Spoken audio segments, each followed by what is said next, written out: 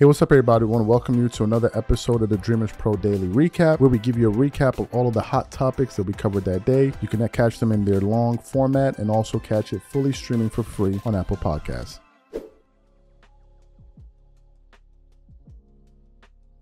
Every NBA season, right before the season starts, a lot of big sports media companies start to put out their NBA rankings.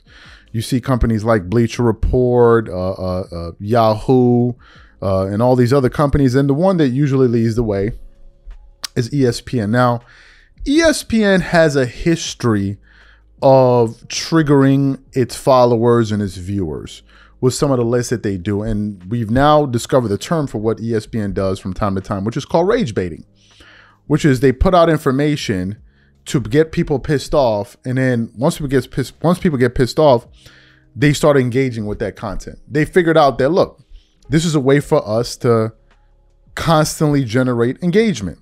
And they've been doing this successfully for years, to the point where you've had players like the late Kobe Bryant come out and say that he believes that ESPN just has a bunch of idiots working over there. When they put out a list, I think one year where they ranked him as the 25th player. That was a year that he said that about ESPN. So what happened recently, over the last 3 days or so, they've been previewing a list that they've been working on, which is ranking the top 100 players in the NBA, right? And they went through all the way from 100 to 51. And as I went through that list, you had certain players on the list. Like if I just go through some of their rankings in terms of the top, the top 100 to 50 players, you saw some of the usual names that you would expect to see. They have Chris Paul as the 99th best player, Mike Conley, 98. Let me just go through some. Al Horford at 96. Let's jump forward a little bit to the 80s. You have Naz Reid at 87.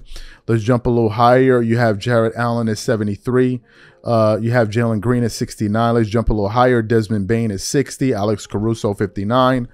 And then the list just went on and on and on and on. Let me see who else they got. 51, they had OG Anunoby. But that's not the one that's really sparking a lot of controversy. It has to do more with their top 10 ranking, right? And this is where you're basically saying who the top 10 players are in the NBA. And in typical fashion, ESPN found a way to piss off NBA fans and send them into an absolute frenzy. Okay, so let's get into their top 10 players, and we'll show it to you as we go through the numbers. At number 10, they have Anthony Edwards, the guard from the Minnesota Timberwolves, ranked as the number 10th player. He moved up 3 spots, where last year he was ranked at 13. So now ESPN has him a top 10 player. Then you go to number 9, you have Kevin Durant of the Phoenix Suns. Last year, they had him ranked at number 7. Let's move forward. You have Joel Embiid, who last year was ranked number 3, and he got dropped all the way down to number 8. Let's move on again. Then at number 7, this is the one that's sparking a little bit of controversy. They had LeBron James ranked at number 7, where last year he was ranked at number 9. Moving on. Number 6, they had Stephen Curry, who's number 6. Last year they had him ranked at number 5. Moving up, we have Jason Tatum, who last year was ranked as number 6. He moved up to number 5. Number 4, you have SGA. Now, he jumped 4 spots on their list. Last year, he was number 8. This year, he went to number 4. Let's move to the top 3. Giannis Antetokounmpo, who was ranked as the best player last year by ESPN. He went from number 1 to number 3 on their list. Number 2, interestingly enough, you had Luka Doncic, who was ranked as the 4th best player by ESPN last year. And they got him ranked number 2. And now, now they have Nikola Jokic, they have at number 1, and last year they had him at number 2. First of all, let's address the Nikola Jokic part. I agree with Nikola Jokic as the top player in the NBA. If we're looking at the best players, in my personal view, top 5, you got to go Nikola Jokic, Giannis Antetokounmpo, Luka Doncic. I would throw in Joel Embiid when he's healthy, but obviously that's a question mark there. But when he's healthy, he's a top 5 guy. And then you have SGA. And some other players there as well. It's interesting. Jason Tatum, they have him ranked as number 5, and he could barely get any minutes on that Olympic team. And I think that this list is being heavily influenced by what we saw on the Olympics and during the Olympics.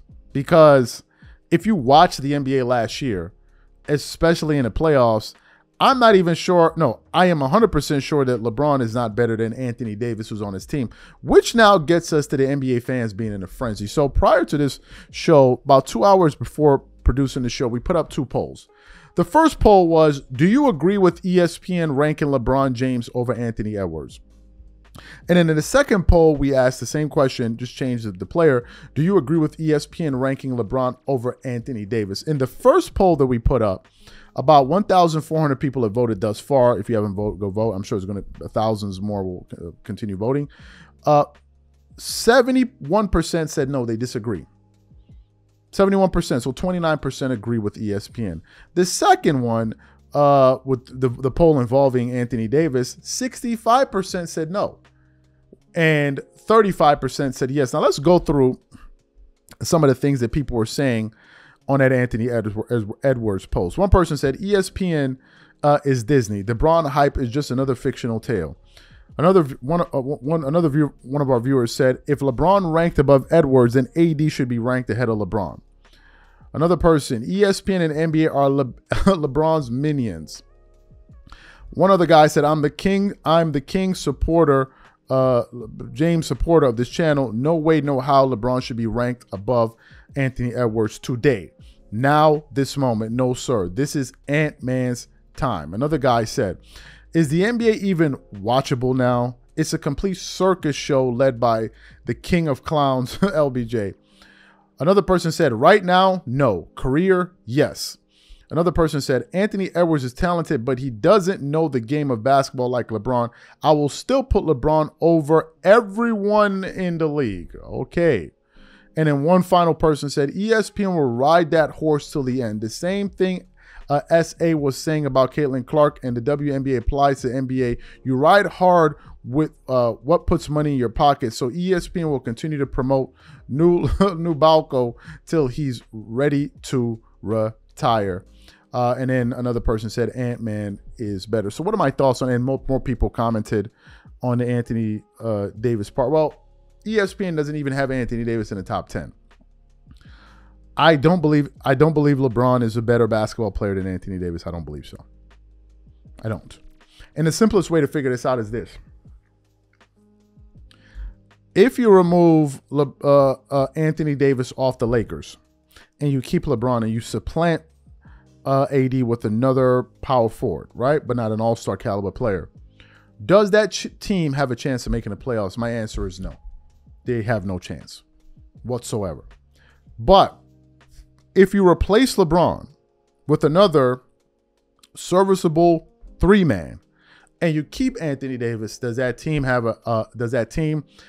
the ability to make the playoffs? Yes. And some of you are like, but how do you prove that? We already saw this. We saw that the year they made their front run to the Western Conference Finals when LeBron went down for, I think, 2 or 3 weeks. And during that period where the offense was running exclusively through Anthony Davis, you could tell that the Lakers were an entirely different team. He was putting up gaudy numbers. He was averaging something like 37, 38 with like 13 rebounds a game. It was crazy. It was crazy. So I don't think that he's better than Anthony Davis. Let's talk about Anthony Edwards. I don't think he's better than Anthony Edwards ever, and I'll tell you why. Anthony Edwards impacts the game more on both sides of the floor. Anthony Edwards actually plays legitimate defense, like real defense. And defense must count.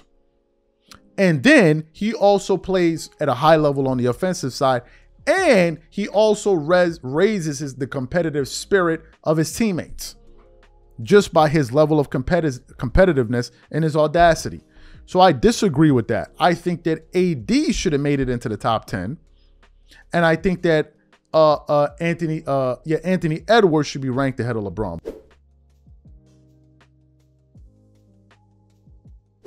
I'm sure all of you at one point or another have had someone you look up to or a role model in your life. It may be a family member or it may be a celebrity or athlete that inspired you, that made you want to do certain things in your life. And for a lot of people, that person was Kobe Bean Bryant. Kobe influenced a generation of NBA players and NBA fans all across the world. He influenced athletes with his competitive fire. his Mamba mentality, his drive to be the best that he can, and just his ability to always elevate and rise to the occasion. Kobe has influenced a lot of athletes in various sports, and he's influenced a lot of people around the world with his Mamba mentality, never give up attitude, give it the best that you can, always get the most out of yourself every single day, right? So that's been Kobe's legacy. But there have been some players that have really, really, really been impacted to the point where they actually try to mimic the life that Kobe Bryant led on and off the court because they wanted to achieve that level of greatness in basketball that he did and reach the heights that he did. So what happened? This morning, I was combing through the internet, and it actually wasn't a show that we were going to produce, but at the last minute, I was like, well, let's touch on it because I came up with an angle to approach this topic with. And it was an article that I came across on fadeawayworld.net with the following headline saying, Derrick Rose shares how Kobe Bryant tricked him until they went to the Philippines. So let's get into what this article says here. It says Derrick Rose appeared on the Club 520 podcast recently where he shared how Kobe Bryant unknowingly ended up tricking him. Rose looked up to Bryant when he came into the NBA and adopted the mindset he thought the Los Angeles Lakers icon had, only to find out he was mistaken. At that time, I didn't really enjoy anything, Rose says. I didn't go out to eat with my family, with friends, nothing like that. No movies, none of that. No concerts, because I was totally locked into thinking that I had to follow what Kobe was doing, thinking Kobe as not enjoying himself, not going on vacays, not doing any of that. So I felt tricked in a way. My fourth year, I ended up going to the Philippines with him. I saw him relax, Rose added. I'm like, oh, you mother effer was tricking me this whole time. I dedicated 3 years of thinking you don't do anything, bruh. And to see you actually out here chilling is kind of effed me up. But I couldn't take it personally because he didn't know I was admiring him like that. Bryant obviously had no idea Rose was living his life this way, so you can't blame him for any of that. While the then Chicago Bull guard was shocked by what he saw, I'd say it was a good thing to see these two ended up going on that trip. So what are my thoughts on this? And I think this is a pretty important show. You know, when we're trying to achieve something that someone we can see or look up to has already achieved, we tend to believe that, well, if I model everything that they do, then I'll get the results that they get, right? And to a certain extent, there's some truth to that, right? Success leaves clues. So you want to kind of follow what successful people have done, and then ultimately you'll be able to attain some level of success. But in the case of Kobe and Derrick Rose, I think Derrick Rose was operating with the premise based off of all of the things that he heard about Kobe. Kobe was a workaholic and all of those different, he worked hard and this, that. So Derrick Rose tried to model him to that extent, but his bubble got popped when they went on vacation and when they went to the Philippines and saw that Kobe could let his hair down, relax with his family, and have a good time. So he felt like he was deceived by the things that he probably heard about Kobe Bryant.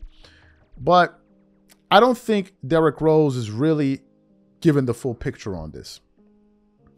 Kobe at no point in time never said that he didn't have fun. He never said that. Kobe's ideal of fun was different than what other people viewed as fun. Kobe, based on the things that I know about him, based on the things that I've read about him, based on the stories that I've heard other people say about him, Kobe was someone that was obsessed with basketball. And he even came up with this formula of how to train where he was like, well, if I figured out I could work out 3 times a day, and I kept that up for 5 years, and my peers are only working out 1 or 2 times a day, after 5 years, they would never be able to catch me because of all of the work that I put in. The fact of the matter is Kobe spent a lot of his free time with his family. Okay. And if he wasn't spending his free time with his family, he was focusing on his work. And what he did was, and I read one of his books, he said one of the ways he was able to achieve this balance was he decided to give up his sleep. and he ended up sleeping less. Now, why am I sharing all of this? The reason I'm sharing this is you would never know this if no one shared this information with you. All you would know is just the stories. But you will be thinking that, oh man, I'm seeing him here hanging out with his family and having fun, thinking that, oh, this guy actually has fun, not realizing that this guy was up at 3 o'clock in the morning working out, and you're just seeing him now, or maybe you just saw him in practice, not knowing that he practiced before that. What I'm saying is Derrick Rose probably didn't have the full picture. He probably didn't have the full picture. Now, let's get to the other part where he said about not letting your hair down, not enjoying life. I think that that's also important. I think that you should be able to establish a balance. However, I think that there's something else is vital to this equation. There's nothing wrong with having some work-life balance if you are satisfied with where you are. If you are satisfied with your life and the results that you see in front of you, then there's nothing wrong with having a work-life balance. But if you have lofty goals for yourself, or you're striving to achieve certain things, and you're still talking about work-life balance, then in my mind, you're not serious. You're not serious. The reason why I'm saying you're not serious is because you haven't yet come to terms with the word called sacrifice.